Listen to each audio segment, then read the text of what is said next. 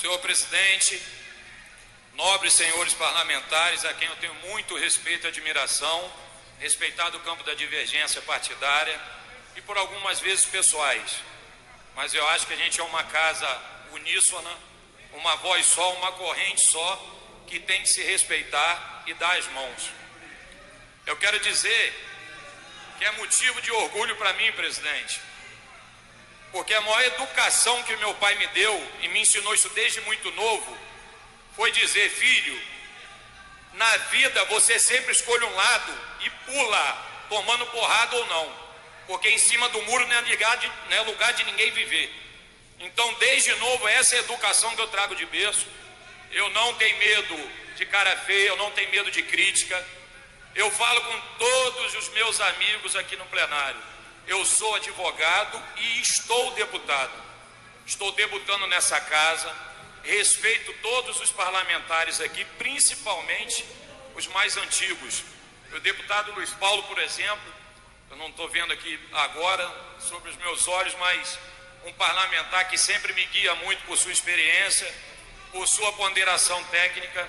Então, eu venho aqui neste momento dizer que eu fui designado relator desse momento muito difícil para a gente. Digo para a gente porque essa casa foi renovada em mais de 50% na última eleição. Na verdade, o problema que se cria neste momento agora para que se decidamos era para ter sido decidido na legislatura passada. Mas problema algum. Se a gente foi votado e escolhido para estar aqui, é porque a gente tinha condição de assumir e resolver o problema, quer seja ele o que for. Seria muito bonitinho se a gente só tivesse flores aqui para debater, discutir e jogar um para o outro. Mas a gente tem que enfrentar e a gente não pode se furtar a responsabilidade. Ontem na CCJ, uma pena porque a gente se encontrava em sigilo e a comissão não podia ter a entrada do público, a entrada da mídia, mas eu coloquei, divergindo do deputado Luiz Paulo, a quem tenho todo o respeito e apreço do mundo, que a minha decisão pessoal seria técnica. Eu entendo que a votação aqui ao final ela é política.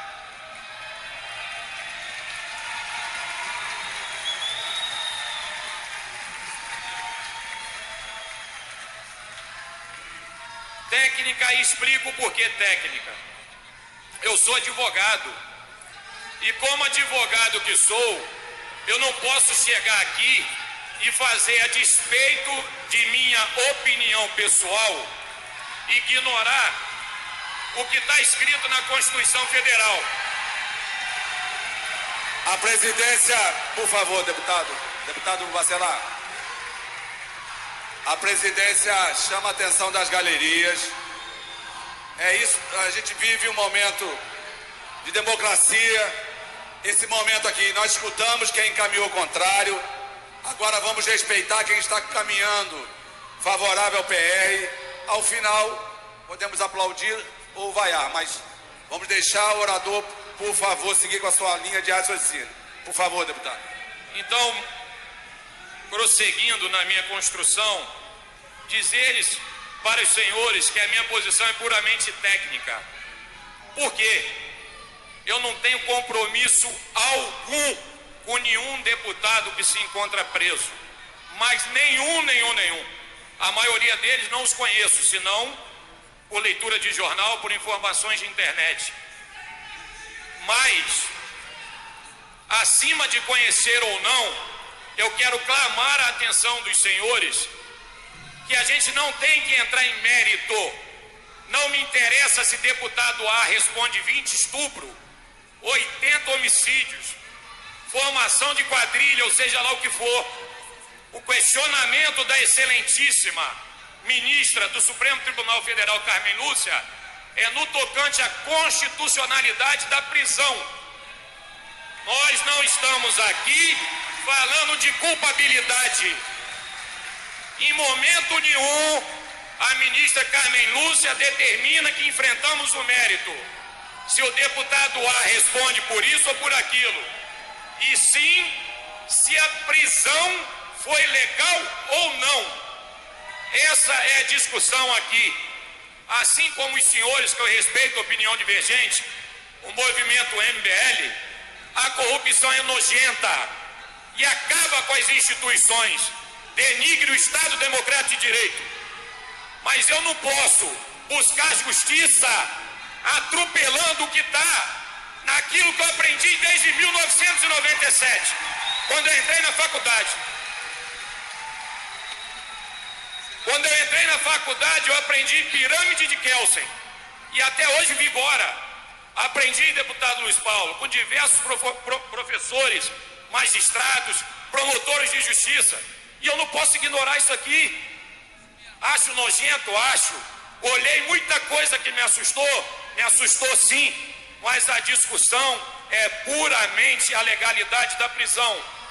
Cabe ao TRF2, se ali entende ter elementos de autoria e materialidade suficiente, que se aplique a sentença e condene os deputados. Mas não jogue no colo dessa casa quando o Poder Judiciário deveria ter feito de ofício e determinado a soltura dos deputados. Mas sem problema algum. Sem problema algum.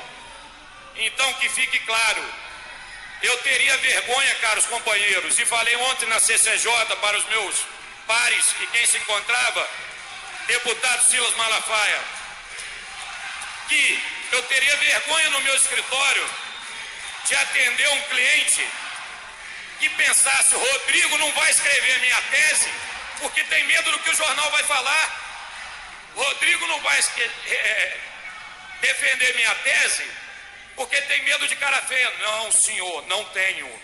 Não tenho. Eu sei o preço que eu estou pagando por estar relatando isso aqui. Mas estou de cabeça erguida, porque não tive cargo em governo pesão, não tive favor de porcaria nenhuma no governo passado.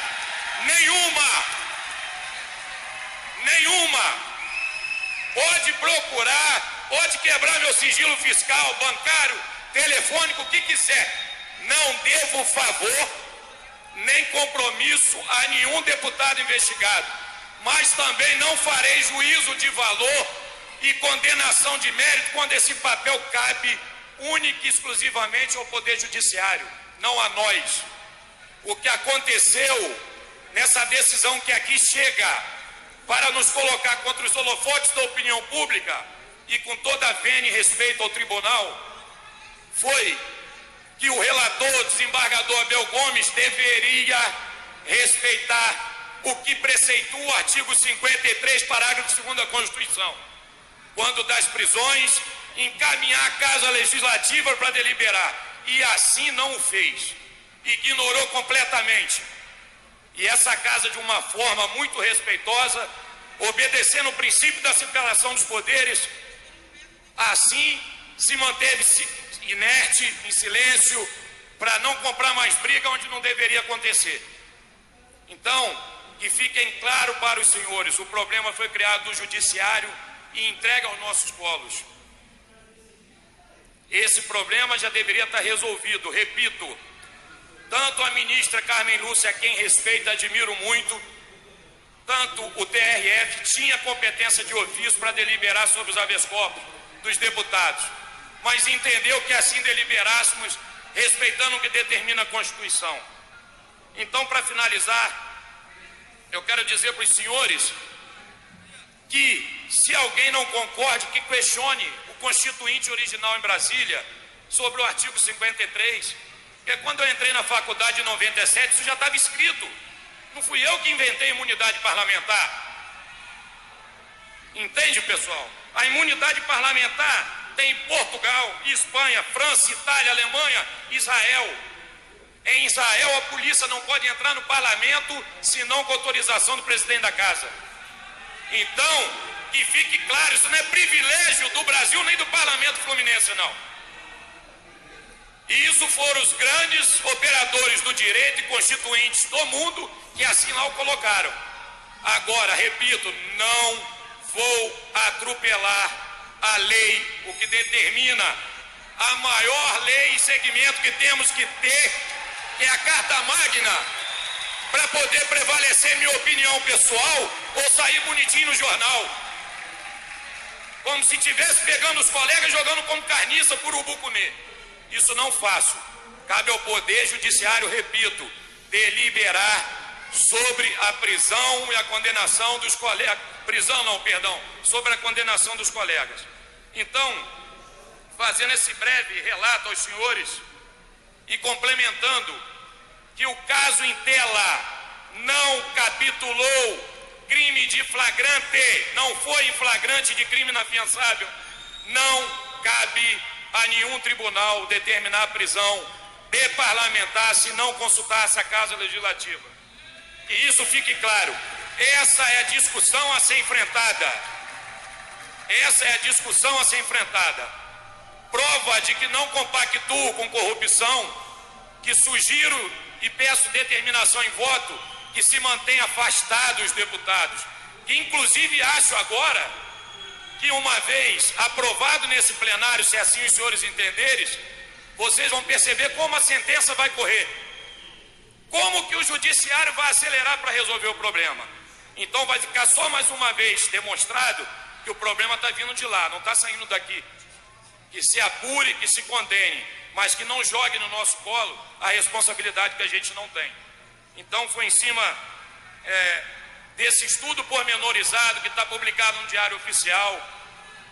É de bom alvitre que os senhores leiam. Foi feito com muita técnica e sem paixão política alguma, para os senhores entenderem que aqui é uma questão constitucional que está sendo discutida e nada mais. Sugiro, inclusive, se aqui tem algum familiar de parlamentar assistindo a sessão, por prudência, isso é uma questão pessoal, presidente, e profissional que eu sugeriria, que o deputado nem questione ser empossado nessa casa, para que ele tenha uma ampla defesa, um contraditório. Eu acho por prudência que ele se afaste ou se mantenha inerte, tentando resolver o problema dele, que é o melhor que se tem a fazer. As acusações são sérias, merecem apuração severas, mas o que está se discutindo aqui para encerrar não é o mérito, não é a quantidade de delitos ou a gravidade que foi praticada, mas sim simplesmente a legalidade da prisão, que está mais do que claro e cristalino que foi ilegal.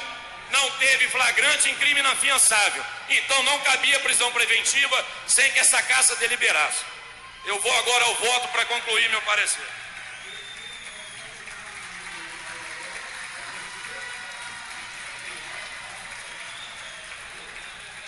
Senhor presidente, senhores deputados,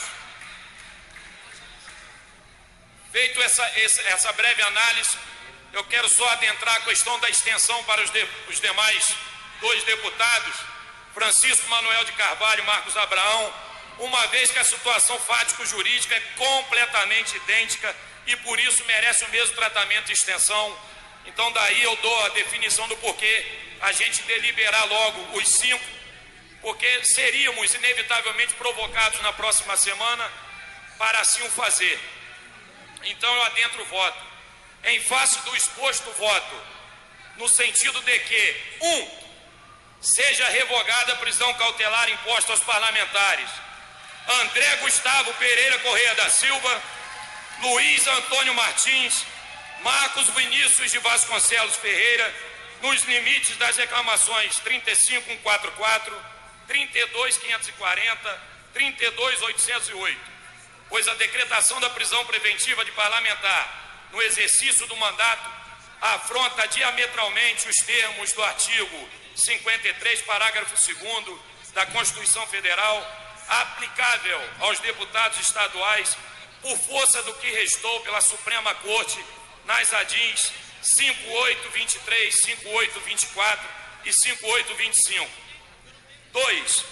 Seja mantido o afastamento dos parlamentares do exercício do mandato, em razão de outros procedimentos, decisões judiciais e deliberações da Assembleia Legislativa quanto à interpretação do artigo 4º do Regimento Interno. 3. Sejam estendidos aos demais parlamentares que se encontram em prisão cautelar sobre os mesmos fundamentos e fatos os efeitos da decisão desta Casa Legislativa. 4. seja encaminhado cópia deste procedimento ao egrégio Tribunal Regional Federal da 2ª Região, para que adote as medidas necessárias para dar cumprimento ao que restou decidido por esta Casa, nos exatos termos do que restou determinado pela eminente ministra Carmen Lúcia na decisão exarada nos autos da reclamação 32.540-RJ. 5. Seja encaminhada cópia deste procedimento ao egrégio Supremo Tribunal Federal para que tome ciência das medidas adotadas pelo Parlamento Estadual, também nos termos do que restou determinado pela eminente ministra Carmen Lúcia na decisão exarada nos autos da reclamação 32.540. E 6. Pela conclusão do voto, pela seguinte projeto de resolução que o presidente em breve destacará. Precisa leitura do PR agora não, né, presidente? É assim que eu voto, é assim que eu clamo a atenção e a coragem dos senhores para que, mais uma vez, salvemos a Constituição da República Federativa do Brasil e o Estado Democrático de Direito. Muito obrigado a todos. A presidência chama a atenção do plenário. Votando sim, aprova o projeto de resolução. Votando não, rejeita o projeto de resolução. Está aberto o painel. E para encaminhar, senhor presidente. deputado, para a orientação de bancada, Samuel.